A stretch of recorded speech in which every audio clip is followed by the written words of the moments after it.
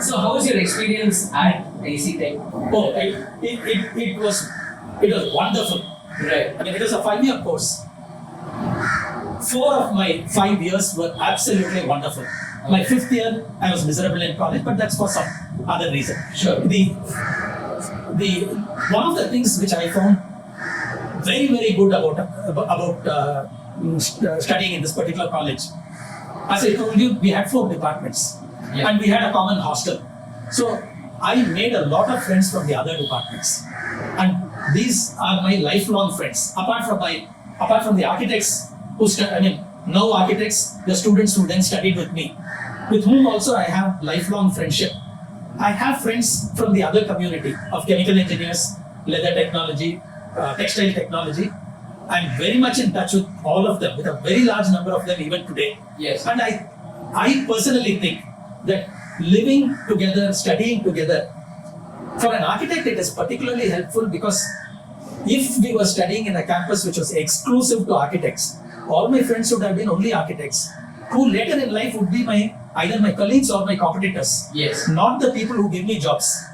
Whereas I grew up in an environment where many of my friends later became my clients, or they worked in companies where they persuaded the companies and said, look, I know so and so for such and such, such a long time, and I know that firm is very capable. They have these people.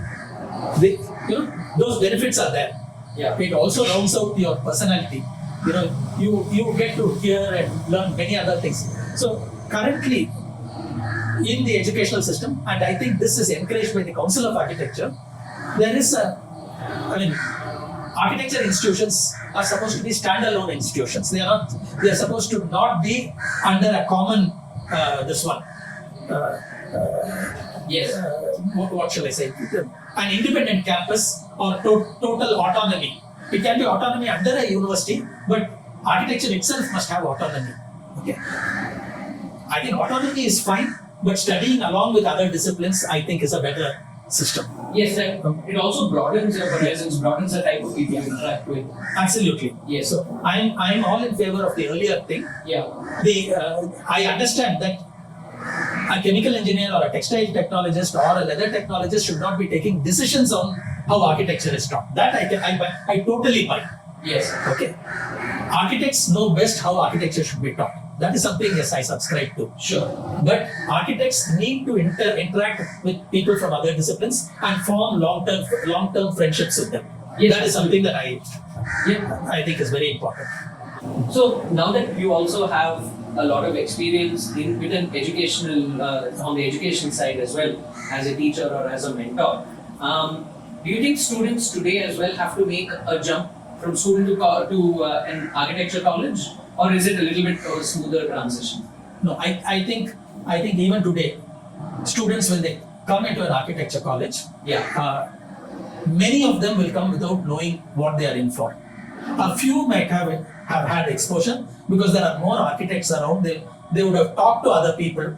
These days, it's so difficult to get seats in colleges. Not the way it was when I was a student, when I got into the college. Yeah. But these days, it is so difficult that parents and students invest a lot of time in finding out more about the courses that they are going into and what will happen. So quite a few students will come in knowing what to expect. And still it will be a surprise for them. But a much larger number will come in without even knowing how this course is going to be. And for them, it will be as much of a shock as it was for me. Okay. The way architecture is taught is different.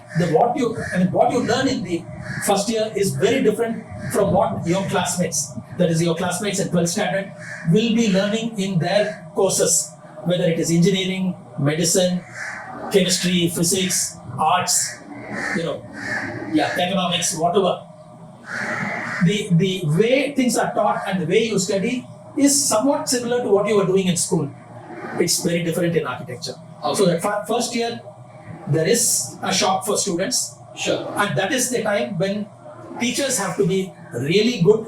The faculty, you need faculty who are really specialists in teaching basic design and dealing with these fresh students. Yes. That is absolutely important in an architectural college. So now that you've spent a certain amount of time working, now this would have been maybe about 20 years into your career, you start teaching as well, right?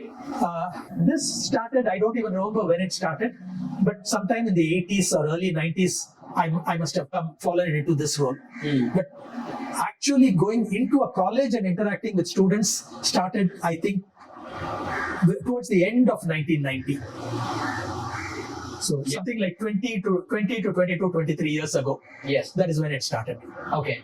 So what was your experience like teaching students or interacting with them? Because I find it to be a very enriching experience working with any sort of a student, teaching anything or my own research before a class, So what was it like for you? How did you really, how were you involved in it from an early stage? I agree with you totally that it's a very enriching experience, but I would qualify it by saying it's not enriching to teach students.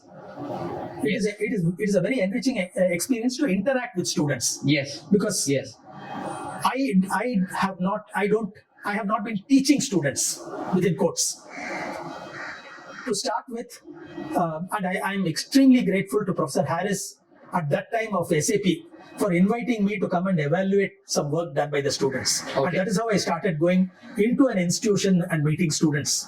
So that evaluation was through a series of discussions with the students to find out how much they had learned, what they had done, how much had they gained from it. That is the way it started. Yeah. And even at that stage, I found it a very enriching experience.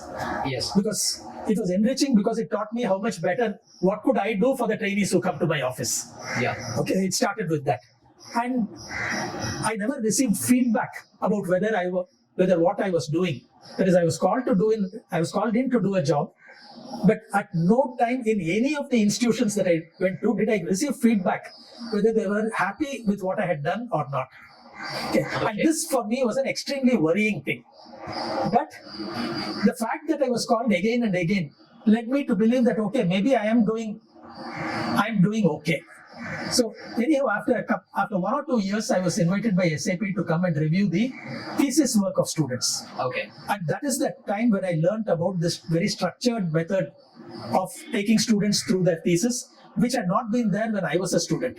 At first, I started doing this only for SAP. Then I was invited by MIASI, SRM, Hindustan. I don't know if I'm leaving out some college. I think these are the colleges I've been to. Okay. So I've been there to review thesis work. Then I retired from Bharat and Associates. I retired in 2014. No, I retired in 2013. Okay. And as soon as the director of MIASI heard about this, he sent word asking me whether suggesting that I could come and join MIASI. Okay. So I heard it. He didn't even tell. I don't think he told me. He told somebody else. I think he told Bharat or he told my daughter. And the news came to me. I just smiled, shrugged it off, and I didn't do anything about it. And then over the next few months, I received this message several times. So finally, I took the plunge and I went and met him. And he suggested that, look, instead of being idle, why don't you come and sit in the college? So I said, I don't know if I'm cut out to teach because I've not actually done teaching. He said, no, you have the experience, you come. So I asked him, what am I required to do? So he said, you have to be available to the students, guide them. Your experience is what we need here. Those were his words to me. So I wasn't given a specific framework. Okay. But I was given the designation of Professor Design Chair. Okay. So now I had to find out what does a design chair do. So nobody could tell me exactly what a design chair does. Yeah. Okay. But then I was told by the director, Professor Altaf, that he wanted me not only to be helpful to the students, but also to the faculty. Okay. He said, I want you to, that is, you have to be a mentor. Yeah. I want you to mentor the faculty. I want you to be available as much as you can for the students. Okay. So fine. Yeah, after I had been in the college for a while, then Altaf gave me specific portfolios to follow. Sure. Okay. For years, when I was coming there as a visiting faculty, I had been I'd been pointing out what were the shortcomings of the students when I saw them as final year students. Yeah. And I said, one of the major things is something that needs to be corrected in the first year. it is, if you go wrong in the first year, these problems are going to continue till your final year. So I was told to handle the first year. Okay. And that is how it started. Now what happens is, in MIAC, I handle the first years when they come in, which is in the first semester. And in the second semester, I handle the final years who are into their thesis. And I try to see how the faculty teach. Syllabus is given to us. Yes. But that syllabus, each faculty may have a different way of presenting it and getting the best out of students. So I try to see how that is done, and I try to make suggestions about how they could do it better.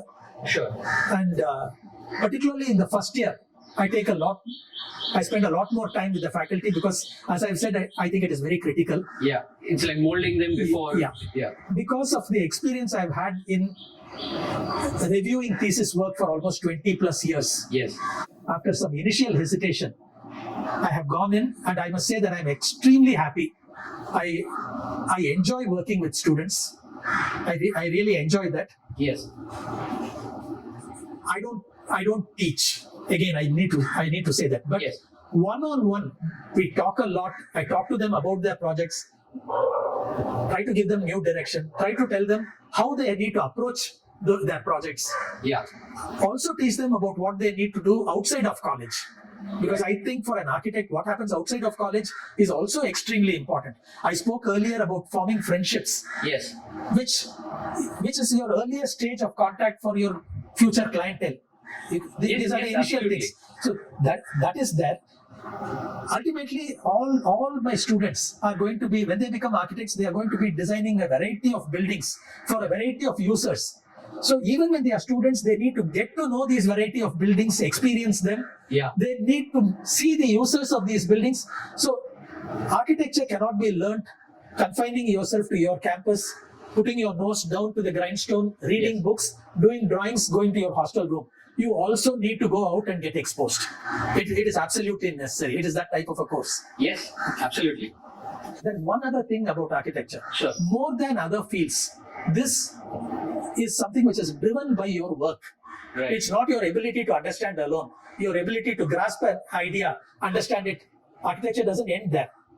Yeah. You really need to work any particular idea. You need to do multiple iterations of that, keep refining it. And in any project, there are umpteen stages. And at each stage, there's multiple iterations, exploring ideas, Yes. using whatever else you learn as part of the course into, in advancing your project. This needs to happen. Yeah. And that is why it's a work-driven course.